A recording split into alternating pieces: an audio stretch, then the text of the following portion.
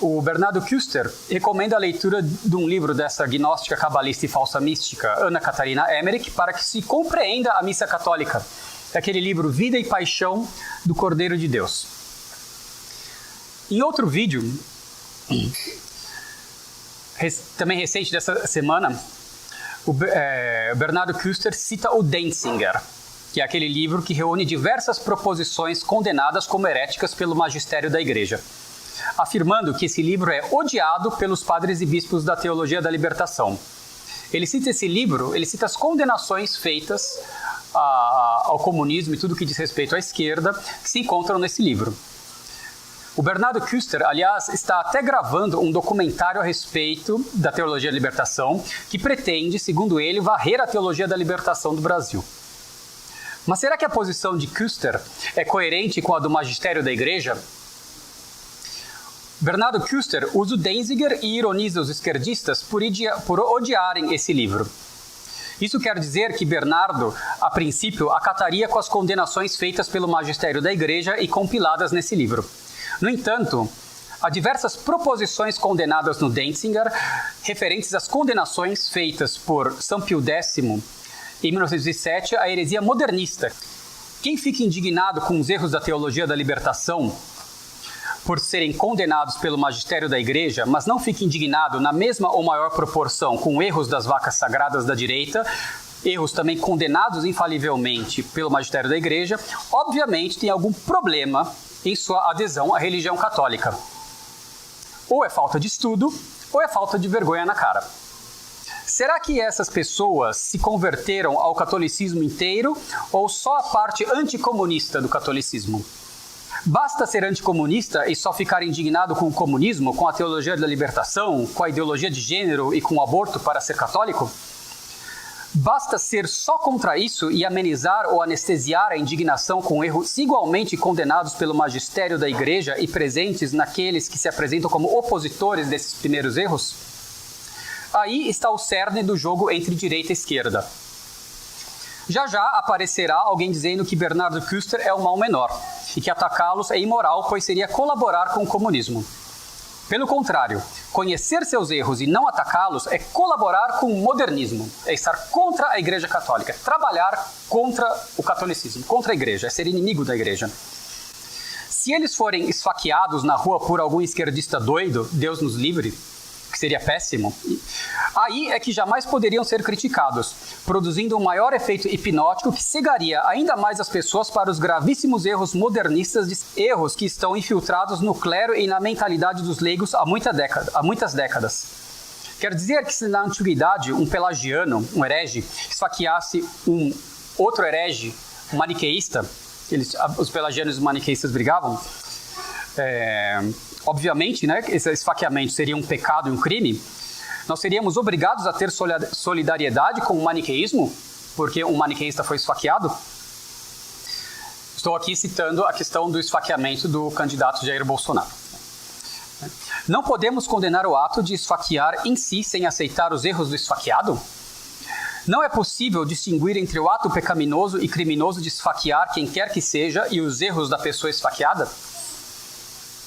E assim, se indignando mais com certos erros, mas não reconhecendo e não se opondo aos outros erros defendidos por muitos dos opositores desses primeiros erros, engole-se a heresia modernista em nome do combate a ela. Será que no filme, aliás, no filme que Bernardo Küster irá filmar, no seu documentário, ele irá falar sobre o posicionamento frouxo do teólogo neomodernista da Nouvelle Théologie, Hans Urs von Balthasar, em relação à teologia da libertação? Hans Urs von Balthasar, antes do concílio, ele era tido como uma ala, o pensamento dele era tido como uma ala de esquerda. Aliás, foi até condenado por Pio XII na encíclica Humani Generis, junto com os erros dele e os erros do Henri de Lubac. Após o concílio, ele se tornou uma das referências e lideranças conservadoras do alto clero, uma referência teológica para o alto clero. As críticas de Hans Urs von Balthasar à teologia da libertação na América Latina era bem frouxa, como diz aqui essa última entrevista dele. ele tem um trecho onde ele critica o marxismo, critica a teoria da libertação, mas vê certos pontos favoráveis. Tivesse ele, um dos grandes mentores do alto clero pós-conciliar, tido uma posição mais incisiva, talvez essa heresia não existisse mais. Bom, estamos novamente mexendo no vespeiro e tocando na ferida. Temos que combater todo o modernismo, desejando que tanto a teologia da libertação e o modernismo de esquerda, quanto o modernismo conservador, nesse vídeo que ele gravou recentemente, Bernard Küster cita o Denzinger, as condenações ao comunismo, feitas pelo magistério da igreja e compiladas nesse documento. Muito bem, se Bernardo Küster realmente não odeia o Denzinger, mas tem zelo pela verdade defendida e, consequentemente, pelo erro combatido, deve reconhecer também que há diversas convicções de Olavo ali condenadas. E não adianta vir com a desculpa esfarrapada, feito uma bexiga semimurcha ao ser apertada, né? Com uma bexiga semimurcha, a gente tenta estourar uma bexiga semimurcha, a gente não consegue, porque a gente aperta um lado, o ar escapa para o outro, aperta aqui, o ar escapa para o outro. É assim que os hereges fazem. Quando eles sofrem uma condenação do magistério da igreja, eles reformulam, se desviam, que nem a bexiga semimurcha, reformulam a heresia para se justificarem enquanto não de uma maneira em que eles não estariam, segundo eles, que as palavras, ou melhor, de um modo, reformula a sua heresia de um modo que as palavras que eles usam não estariam condenadas, mas a ideia continua a mesma. Simplesmente faz uma recalchutagem das heresias, reformulando ela usando outras palavras. Ou será que Bernardo Küster pensa que o Denzinger vale só para a esquerda? Pensa que as condenações do magistério infalível da igreja só vale para os seus inimigos, para os seus opositores? Que católicos são esses que têm aparecido no Brasil recentemente? Que católicos são esses que parecem ter se convertido só a parte da religião católica referente às condenações ao comunismo e ao materialismo, e não ao catolicismo inteiro? Muito bem, vamos tratar do que é a heresia modernista. Foi condenada por São Pio X.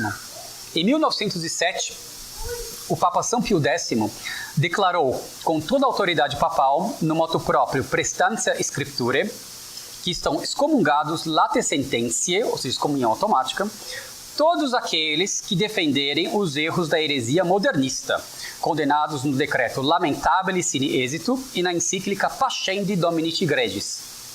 A condenação que São Pio X faz no motu próprio Prestantia Scripturae é tão clara no uso de seu supremo poder que é difícil questionar a infalibilidade nos referidos documentos. Eis aqui. E já começamos aqui para citar esse documento aqui. Denzinger, tem o número do Denzinger. Está no Denzinger essa condenação. O livro que o Bernardo Küster diz não odiar, diz que só a esquerda odeia. Mas parece que a direita odeia bastante, até mais esse livro, né? Vamos lá. Denzinger 2214. Aqui está, esse é um trecho do motu próprio Prestantia Scripturae. São Pio X.